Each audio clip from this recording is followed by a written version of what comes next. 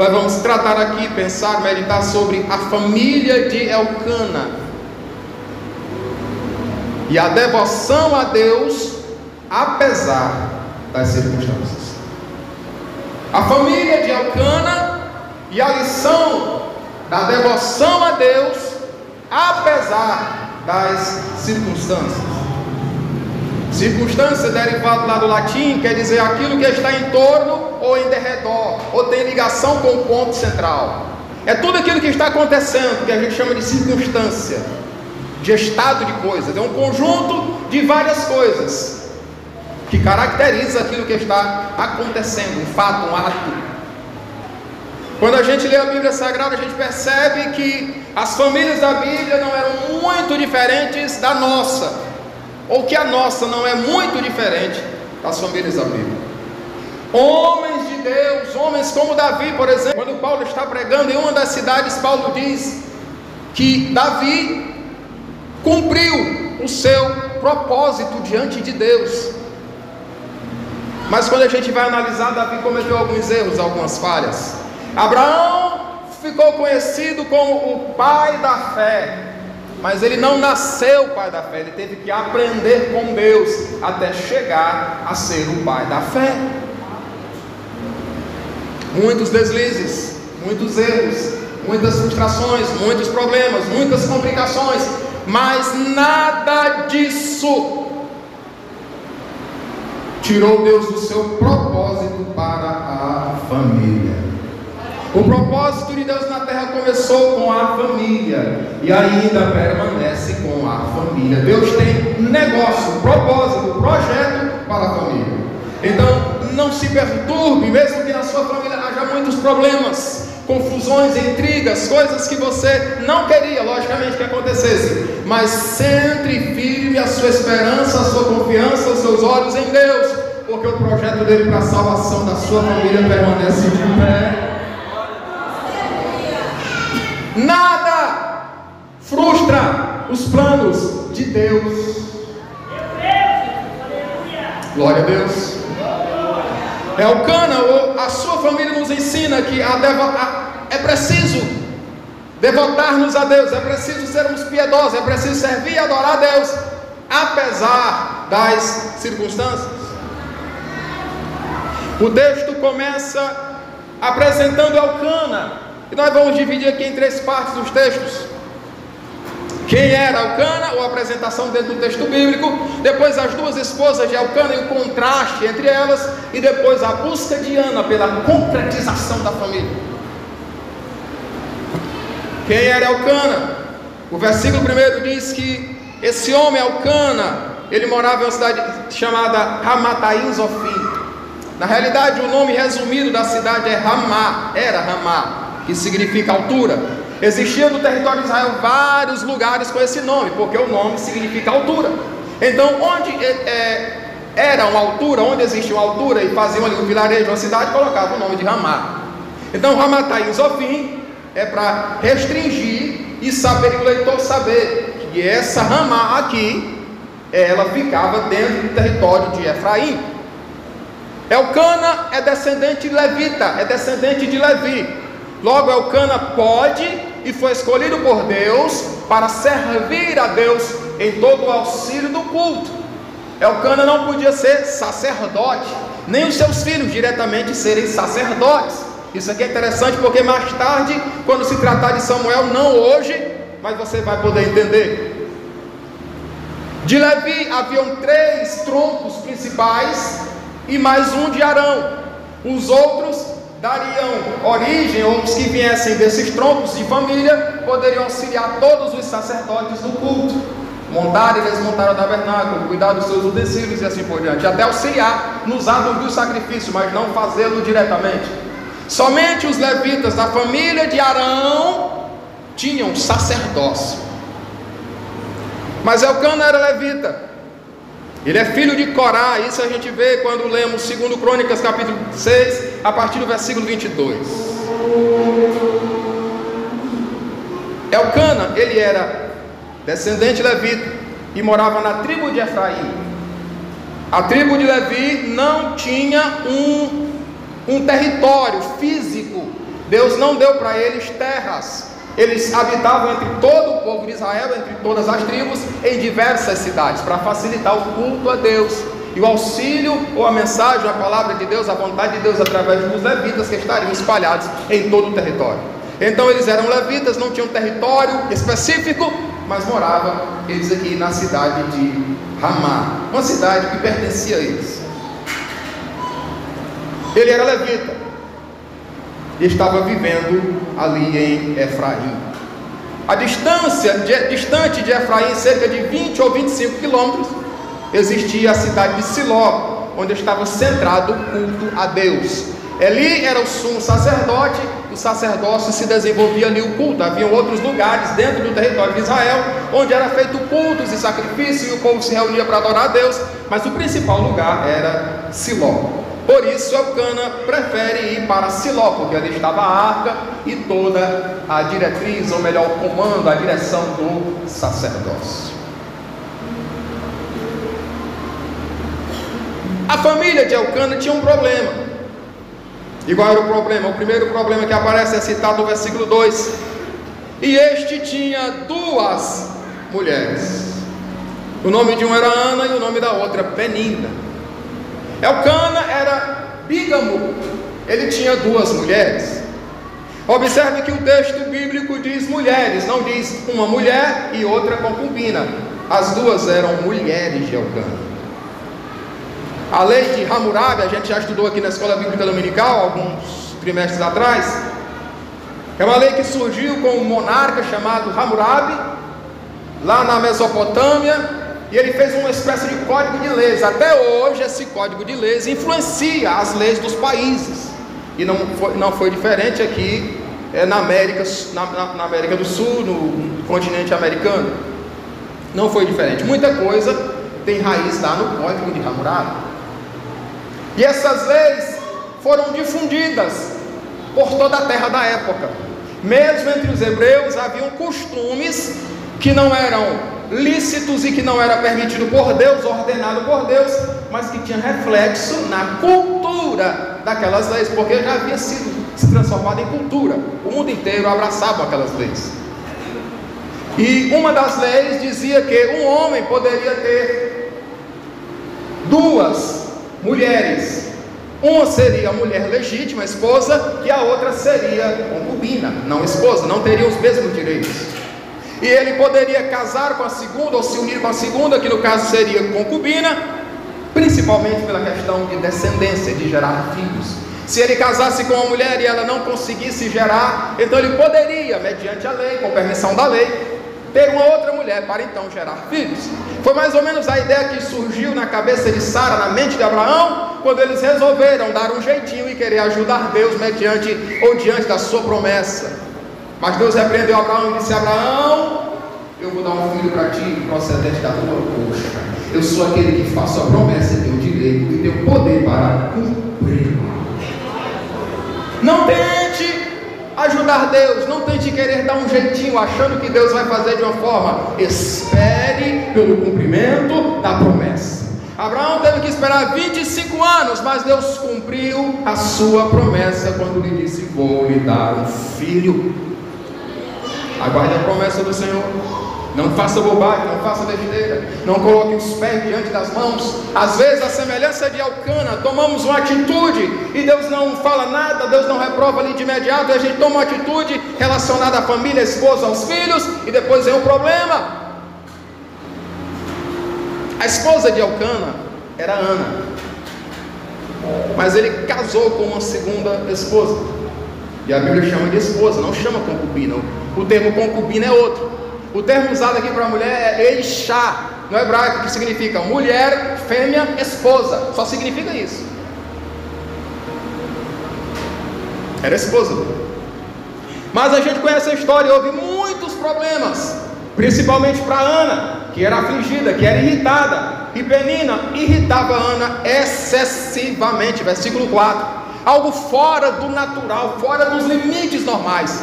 Ela irritava a Ana para deixá-la brava, para desestabilizá-la emocionalmente, vê-la para baixo, deprimida, e o texto revela por quê, a causa principal, porque Ana não tinha filhos. Era bem na ferida que ela machucava. Foi Elcana que tomou-a como esposa. E agora Elcana também tem problemas, porque ele amava a Ana. Versículo 5. A esposa preferida de Elcana era Ana. O texto diz, versículo 5, Elcana amava Ana. Em nenhum momento no texto bíblico você vai ver algo, Elcana gostava de Penina. Não tem isso, nem algo parecido. Embora, lógico, ele gostasse dela, era a esposa, era a mãe dos filhos. E agora, como é que Elcana vai lidar com duas mulheres? Uma é mãe dos seus filhos e ele quis tomá-la, e a outra que ele ama está sendo afligida por uma das suas mulheres. Às vezes tomamos decisões e fazemos escolhas que mais tarde não será benéfico para a família. Mas apesar disso, e detalhe, nunca foi o plano de Deus que o homem tivesse mais de uma mulher, ou vice-versa, a mulher mais de um homem. Basta lembrar do que está escrito em Gênesis capítulo 2, versículo 24. Portanto, deixará o homem o seu pai e a sua mãe, e apegar-se-á e unir-se-á a sua mulher, serão os dois numa só carne. É um homem para uma mulher. E Jesus fala sobre isso novamente lá em Mateus capítulo 19, quando é questionado acerca do divórcio. E aí Jesus disse: olha, por causa da dureza do coração de vocês, Moisés permitiu, mas no início não foi assim. No princípio não foi assim. É como Deus disse: deixará o homem, o seu pai e a sua mãe, e apegar-se à sua mulher.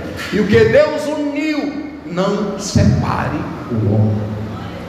O propósito de Deus para a família é um homem, macho, e uma mulher, fêmea, que se unem legitimamente em casamento, em união diante de Deus, para constituir a família. E eles, como fruto do amor e fruto do ventre, vêm os filhos. Como já foi dito aqui nessa noite, na leitura dos Salmos da família, esse homem que teme ao Senhor e que tem essa família, ele é bem-aventurado.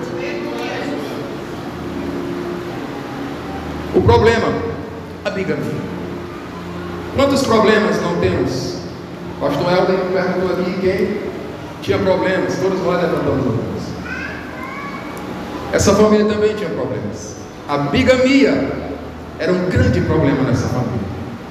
Um levita, alguém que conhecia a lei, conhecia o culto, os mandamentos, mas parece que fez uso um pouco daquilo que estava na cultura.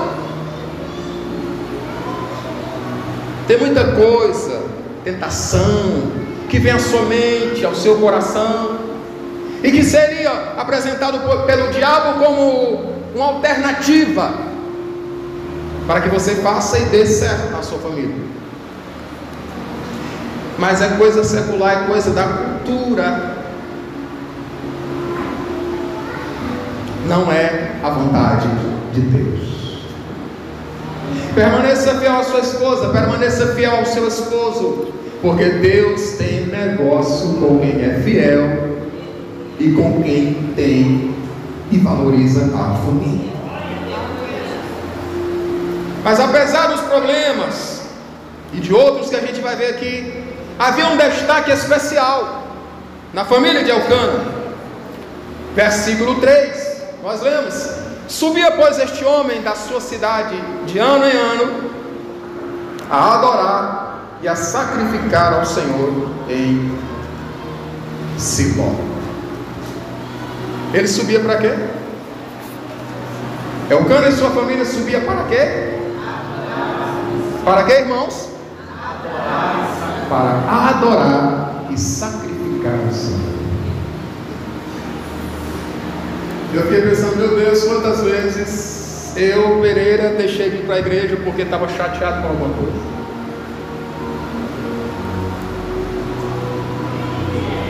Essa família tinha problemas, Elcana, Penina principalmente, irritava Ana, não só em outros momentos, mas o texto revela, versículos 6 e 7, que no momento do culto, no momento da adoração, quando eles estavam na refeição sacrificial, a ação de graças, que poderia ser de animal ou de cereais, se fosse oferta de paz, o ofertante tinha direito à parte daquele animal, daquela oferta, e a sua família tomava parte com ele. Era um ato litúrgico, era um ato de adoração. E mesmo nesse momento, Penina, o texto bíblico afirma que ela afligia. É como se alguém viesse para o culto e viesse aqui só para chatear você, só para não deixar você conseguir adorar a Deus, só para não deixar você ser feliz, porque lá fora muitas vezes as coisas não estão boas, mas quando a gente chega aqui, a gente lembra daquilo que o salmista diz: eu prefiro estar aqui um dia do que 1000 em outra parte. Mas eles iam, toda a família, para Siló, para adorar a Deus e sacrificar. Independentemente daquilo que você deixou atrás, na sua casa, no seu lar, no seio da sua família, você pode hoje, aqui e agora, adorar a Deus, dar os seus sacrifícios espirituais a Deus, e Ele vai receber a sua adoração.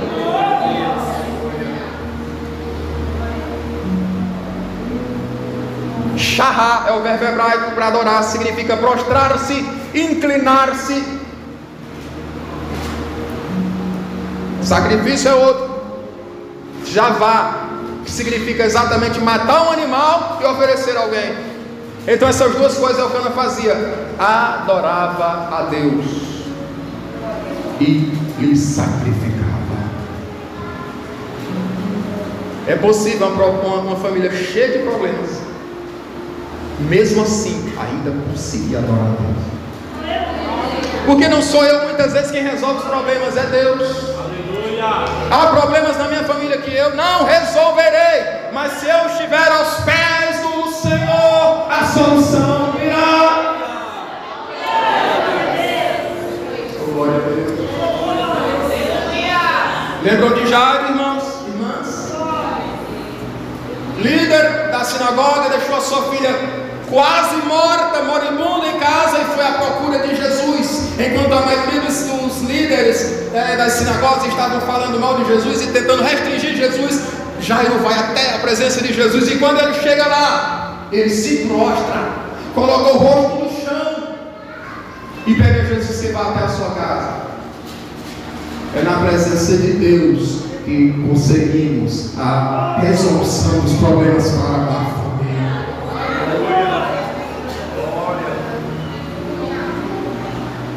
Ele ia com toda a família, cumprindo provavelmente uma determinação de Deuteronômio 34 e 23, ou Êxodo 16, aliás, Deuteronômio também 16, onde Deus havia orientado que pelo menos uma vez por ano, em uma das 3 principais festas anuais, todo homem deveria ir participar do culto e adorar a Deus. E ele ia com toda a sua família, cumprindo literalmente aquilo que está em Deuteronômio capítulo 12, versículos 10 a 12, toda a família. E ele vai 25 quilômetros ou 30 quilômetros de distância, anualmente, uma vez por ano ele vai, toda a família, sacrificar ao Senhor e adorar.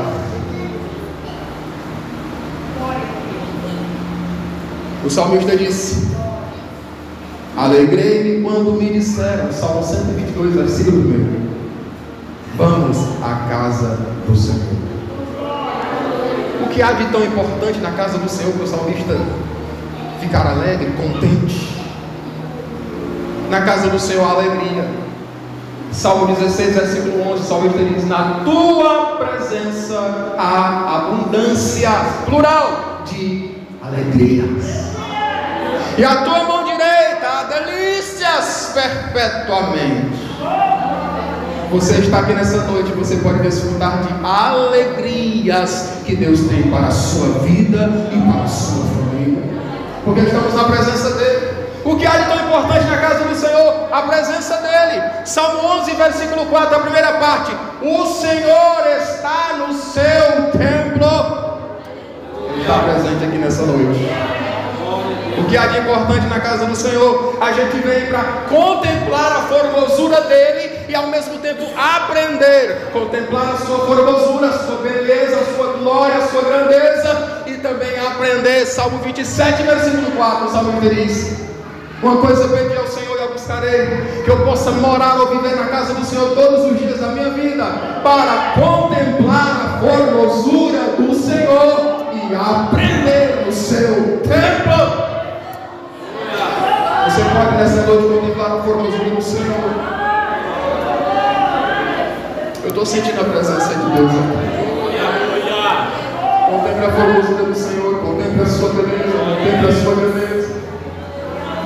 E aprenda nessa noite, não com o irmão Pereira, mas com o Espírito de Deus, com a palavra do Senhor, é a exposição dela que nos faz sábios, traz luz.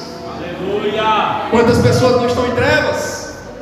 Quantas famílias não estão em trevas? Mas nós somos privilegiados nessa noite, porque a luz da palavra se acende para nós mais uma vez. Glória. Adore ao Senhor, bendiga ao Senhor, exalte ao Senhor. Ele subia com toda a sua família para adorar e sacrificar ao Senhor. Vamos correr. As duas esposas de Elcana e o contraste entre elas. Aquelas mulheres eram muito diferentes entre si.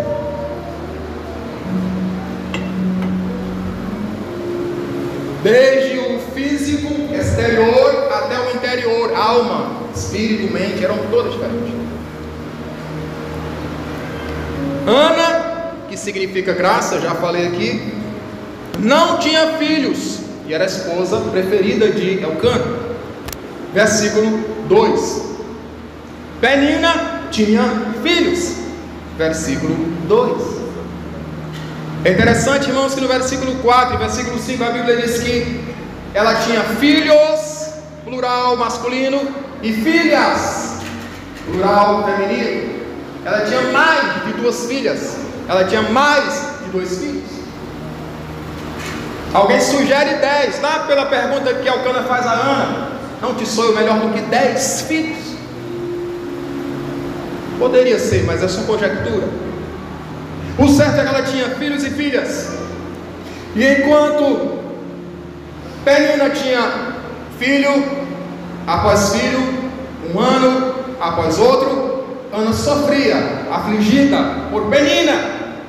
Mas todos os anos Ana ia ao templo, ao tabernáculo montado em Siló, e compartilhava isso com o Senhor. A sua aflição, a sua amargura. Tem gente que não consegue orar amargurado. Ana, ela consegue orar mesmo com a sua alma em amargura. Versículo 9, versículo 10. É aquilo que o apóstolo Tiago mais tarde vai dizer, capítulo 5, versículo 17. Está alguém entre vós triste?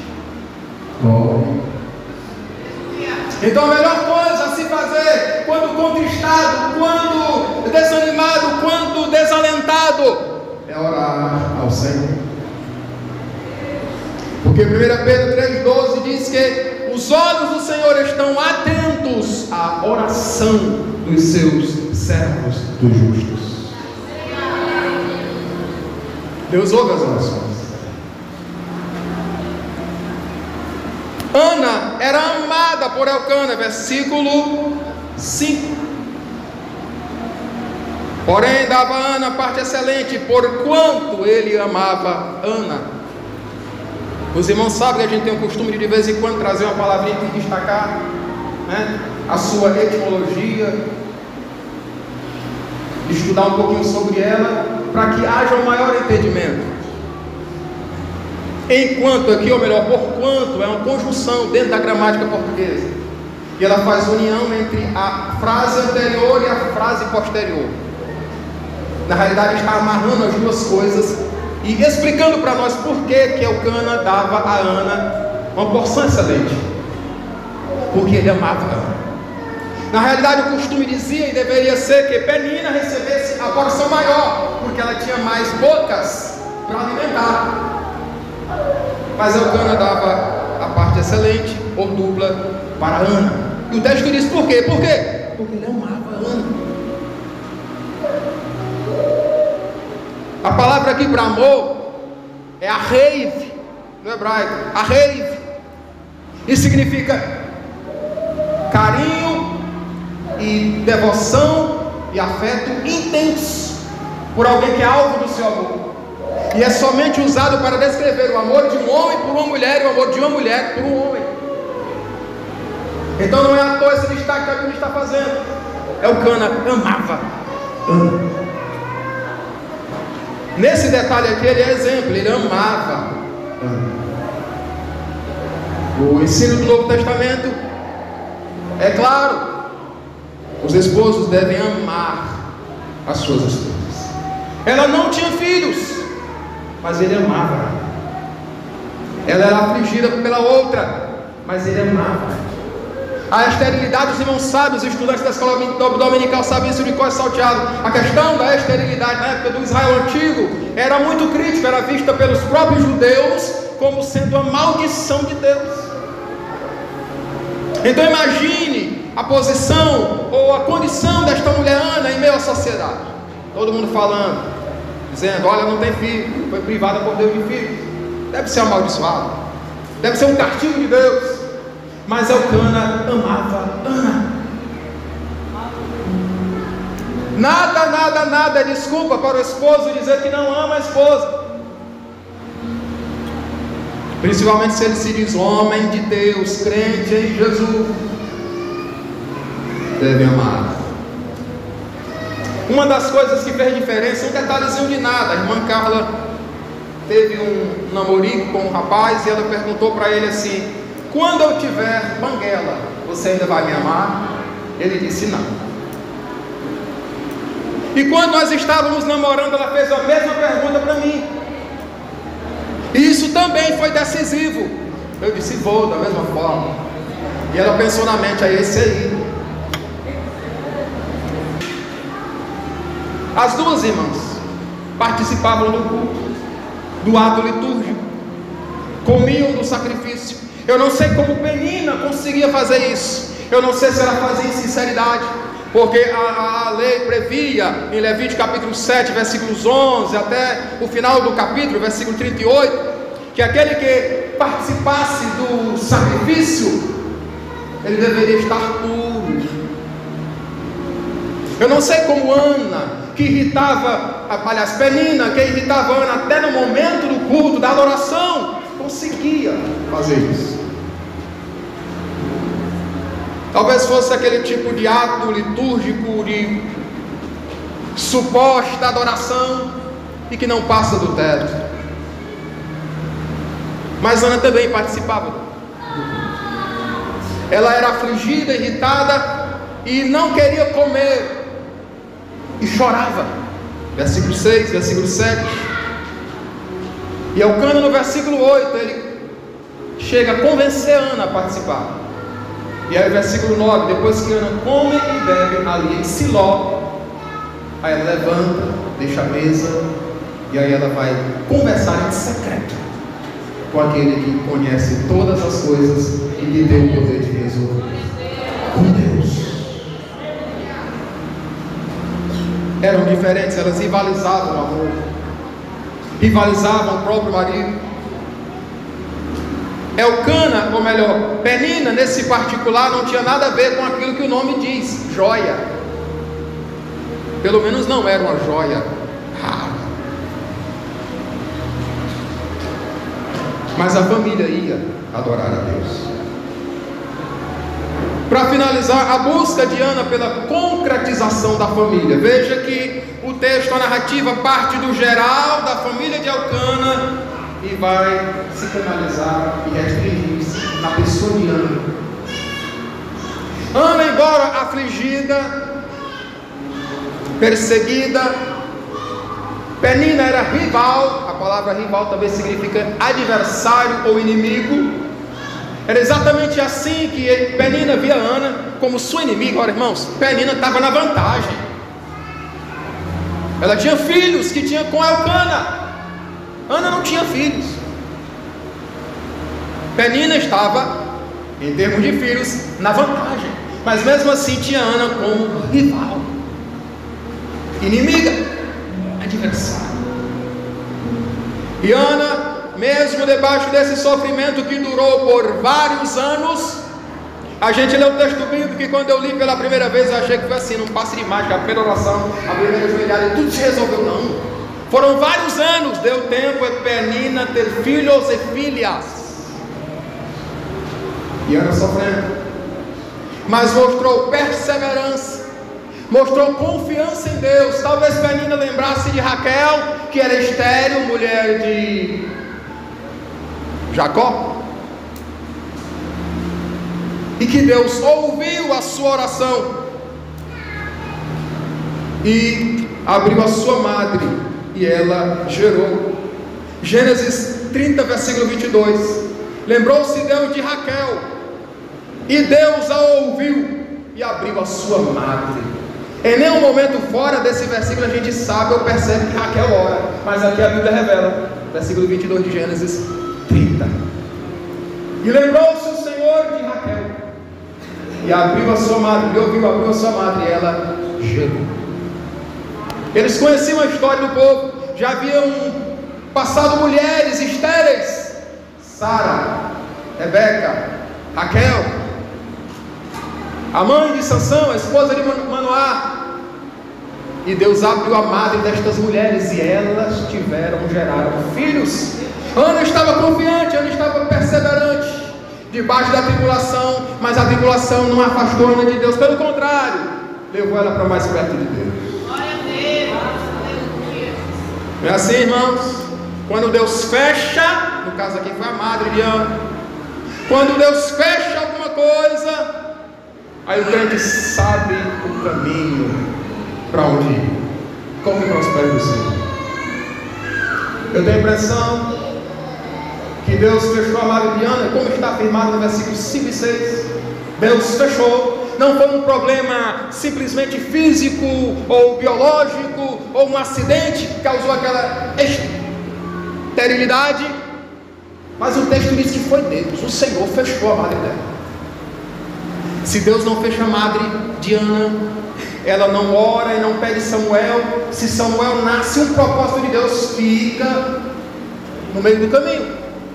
Deus precisava, isso aqui é uma coisa para outra mensagem, mas Deus precisava, naquele momento da nação, de um profeta. Deus precisava de um juiz, e Deus precisava de um sacerdote, 3 homens, ou pelo menos um, que fizesse os 3 ofícios. E a quem é que Deus dá esses 3 ofícios? Ao filho de Ana, Samuel. Talvez você e eu não entendamos a dimensão da coisa, da tribulação, do aperto, mas Deus está trabalhando. Eu não sei quem será no cenário mundial espiritual, na conjuntura que vivemos ou na pós-conjuntura que virá aí. Quem será o meu filho, a sua filha, a minha filha, o seu filho, a sua filha? Mas Deus conhece. Parece que o momento decisivo foi quando Ana deixou de pedir somente para si e disse: Senhor, eu quero, mas eu vou dar para ti.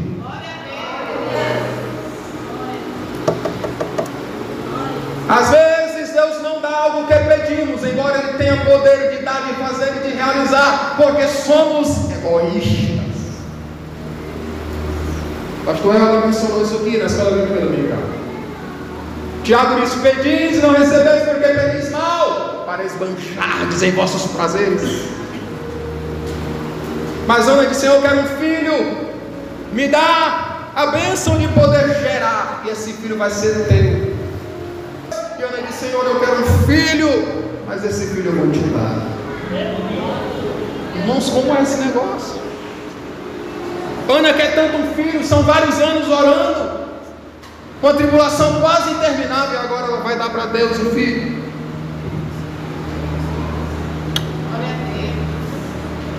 Quando damos a Deus, Ele tem muito mais para nos dar. Capítulo 2, versículo 21, ao todo Ana teve 6 filhos, contando com Samuel. 6 filhos. Se você puder ficar em pé em nome de Jesus. Aleluia! Graças a Deus, maravilha!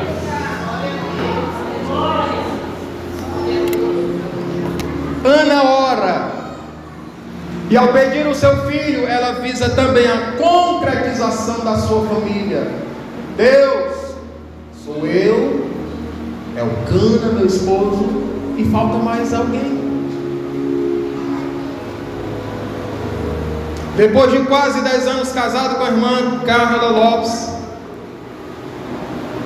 ela falava de um filho, sobre um filho, queria ter um filho. Eu perguntei para ela se ela não era feliz. Ela disse: eu sou, mas eu preciso ser mais ainda. Isso implica em ter filho. E nasceu a Ana Amana, Caná, graça, favor, benevolência. É uma preciosidade em nossa vida.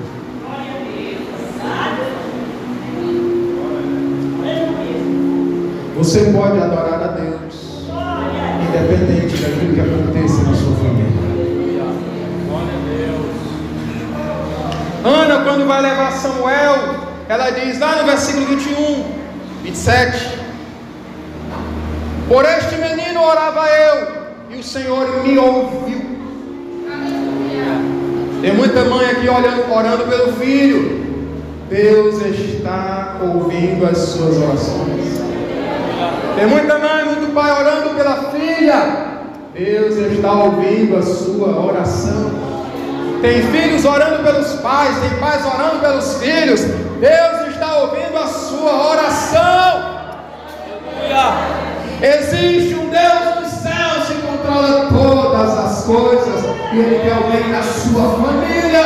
Ele está ouvindo a sua oração. Creia no Senhor Jesus, São Municipal, e será salvo você e a sua casa.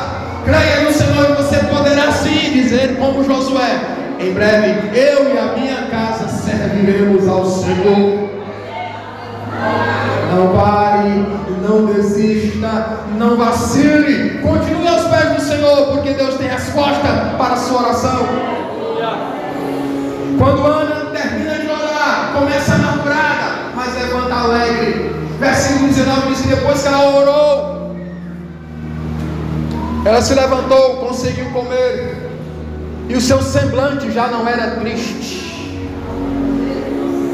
Ela se ajoelhou para orar, e quando levantou, já tinha a certeza no interior de que a sua oração tinha sido ouvida. Eu sei que você tem experiência sobre isso. E nessa noite, quem sabe, pode acontecer algo semelhante. Você sairá daqui com a certeza de que Deus tem ouvido a sua oração. O versículo 19 diz que eles voltaram para a sua terra, para a sua cidade. E ali Elcana mais uma vez se uniu intimamente com Ana. E no momento em que eles estão unidos, Deus se lembrou de Ana. Não que Deus tenha previamente esquecido, mas isso aqui, que o Senhor se lembrou de alguém, quer dizer que Deus entrou com ação no momento. Deus trouxe o milagre ou o cumprimento da promessa. O que você pode fazer? O que você pode fazer, você precisa fazer. Ana orou, pediu a Deus um filho e foi se unir com seu esposo. Porque Deus não trabalha num passe de mágica, o que Ele faz é milagre. Um homem se relaciona com uma mulher, não pode ter filhos, mas Deus faz gerar. Eu não sei o que você precisa que seja gerado na sua família nessa noite. Faz o milagre, Senhor. Aleluia. Aleluia.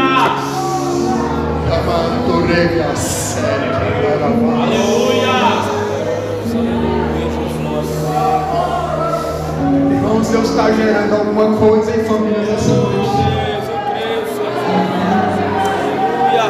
Deus está gerando algo necessário em famílias aqui nessa noite, e que será resultado das respostas de orações. Aleluia. Ama-se, Yararabás.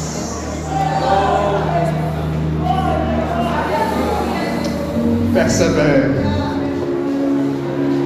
Fique firme, porque nós estamos diante de um Deus que pode todas as coisas. E Ana colocou o nome do seu filho de Ismael, Samuel. Deus ouviu. Nós vamos orar. Eu vou solicitar que o pastor de Seu Júnior ore conosco.